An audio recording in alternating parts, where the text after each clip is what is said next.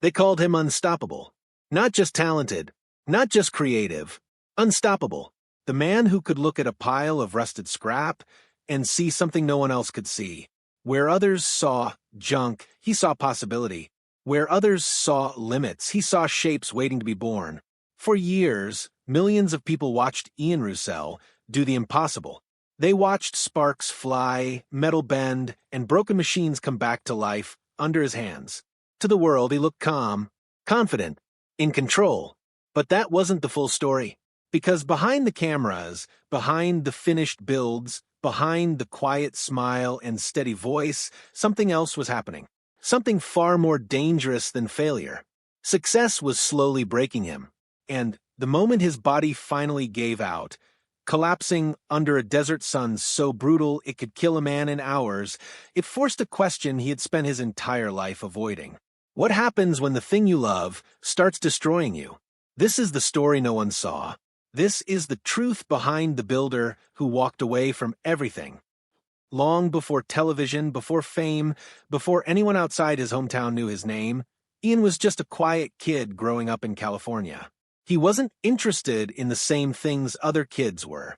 He didn't dream about sports trophies or office careers. He didn't imagine himself behind a desk or wearing a suit. He imagined shapes, metal shapes, machines that didn't exist yet. His father, Jerry, unknowingly gave him the key. During the day, Jerry worked demanding technical jobs, but at night, their garage became something else entirely. It became a place where rules didn't matter, a place where imagination had weight and form. Jerry brought home leftover aluminum scraps. To most people, it was worthless, but to Ian, it was treasure. By the time he was 8 years old, he wasn't just watching anymore. He was building, small things at first, panels, pieces, experiments, then go-karts, then frames, then entire machines. While other kids were playing, Ian was learning patience, learning failure, learning how metal behaves when pushed too far, learning that creation is never clean, never easy, and never perfect. It takes time. It takes obsession. It takes sacrifice. By the time he was a teenager, he had already spent thousands of hours in that garage. Hours no one saw, hours no one praised, hours that slowly transformed curiosity into mastery. But mastery has a price, and Ian was already paying it. He didn't follow the traditional path. College never appealed to him. He didn't want theories. He wanted reality. He wanted sparks, heat, weight, and resistance. He wanted to build. So he stepped directly into the custom car world, a place filled with legends and gatekeepers. Men who had spent decades earning their reputations. Men who didn't trust newcomers. Ian didn't ask for permission. He just worked. During the day, he learned from anyone willing to teach. At night, he returned to his own projects, pushing himself further than anyone expected. There were nights he didn't sleep. Nights he barely ate. Nights where the only sound in the shop was the hum of tools and his own breathing. Because he understood something most people never realize. If you want to create something truly original, you have to give everything.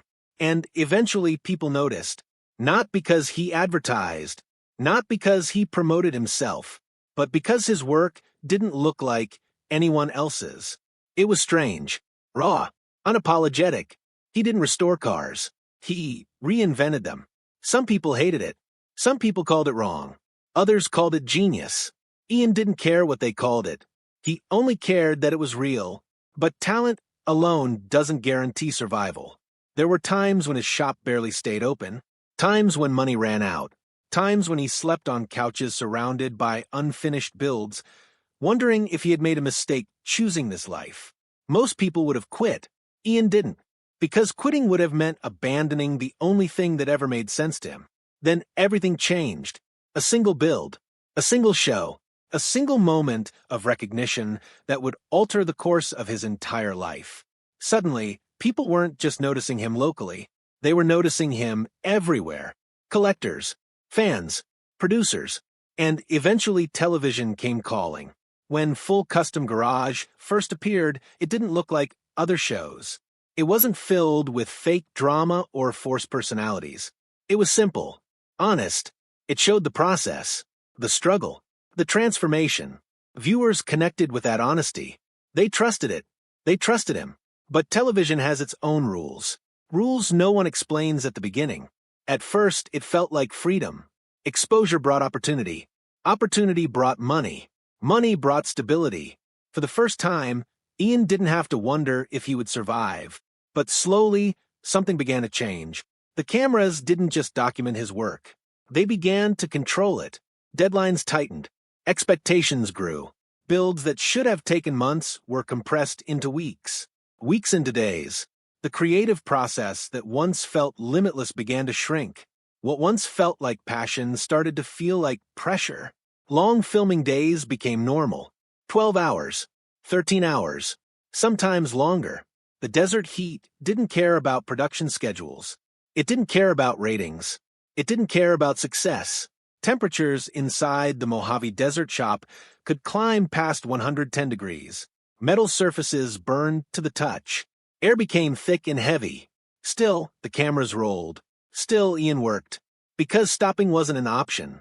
Not anymore. And then, one day, his body finally said no. It happened without warning. One moment he was standing. The next he wasn't. The heat had taken more than his comfort.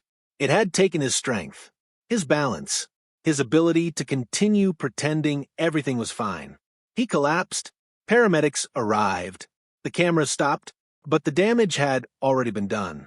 Not just to his body, to something deeper, something harder to repair. Because collapse doesn't happen suddenly. It happens slowly, quietly, piece by piece. And Ian wasn't the only one breaking. His wife, Jamie, had been there through everything, not just as a partner in life, but as a partner in survival. She helped manage the work, helped hold everything together, helped carry the invisible weight that comes with building something bigger than yourself. But she was fighting her own battles, battles the audience never saw. The stress, the isolation, the exhaustion, living far from everything, surrounded by heat and silence, takes a toll on the human mind. Success had given them everything they thought they wanted, but it had taken something in return. Peace, health, freedom. And then came another loss. His dog, Dude. To the audience, Dude was just a companion, a familiar presence wandering through builds and workshop moments.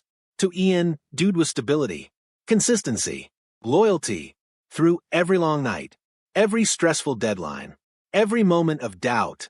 Dude was there, and when cancer took him, it wasn't just the loss of a pet. It was the loss of something that had silently held Ian together for years. Grief doesn't announce itself loudly. It seeps in. It changes how you see things. It forces you to confront truths you've been avoiding. Ian had spent his entire life building machines, but now he faced something he couldn't fix. Himself. By late 2023, the decision was no longer optional. He couldn't keep pretending, couldn't keep sacrificing himself for expectations that were no longer his own. So, he did something few people have the courage to do. He walked away, not because he failed, but because he understood something most people never learn. Success without control isn't freedom. It's a cage. Leaving meant uncertainty. It meant risk. It meant starting over. But it also meant something else. Choice. He began building again. Not for deadlines. Not for ratings. Not for approval. For himself. He launched his own content. His own platform. His own vision. No scripts. No forced timelines. No interference. Just creation. And people responded, not because it was polished, but because it was real. For the first time in years, Ian wasn't performing. He was living, even as the television world around him began to shift. Studios closed. Productions ended. Entire systems that once seemed permanent disappeared, including operations connected to Motor Trend Studios and other major players. But Ian had already escaped, already reclaimed what mattered most: freedom. He and Jamie moved into a new workshop, a space designed not for survival, but for sustainability, a space where creativity didn't require suffering. The builds continued, but the pressure didn't, and something unexpected happened. He rediscovered joy, Not the forced excitement of performance. Real joy. The kind that comes from creating without fear. The kind that reminds you why you started in the first place. Looking back, the tragedy wasn't that Ian walked away. The tragedy was that he had been pushed to the point where walking away was the only way to survive. Because for years, the world saw a man living his dream. They didn't see the cost. They didn't see the exhaustion. They didn't see the quiet moments where he wondered if it was all worth it. But walking away didn't end his story. It saved it. Because Ian Roussel didn't stop building. He just stopped building for everyone else. And in doing so, he proved something far more powerful than talent. He proved that the bravest thing a person can do isn't chasing success. It's knowing when to let it go. Not because you failed, but because you finally understood what matters more. And sometimes the strongest builders aren't the ones who hold everything together. They're the ones strong enough to start over. From nothing. Again.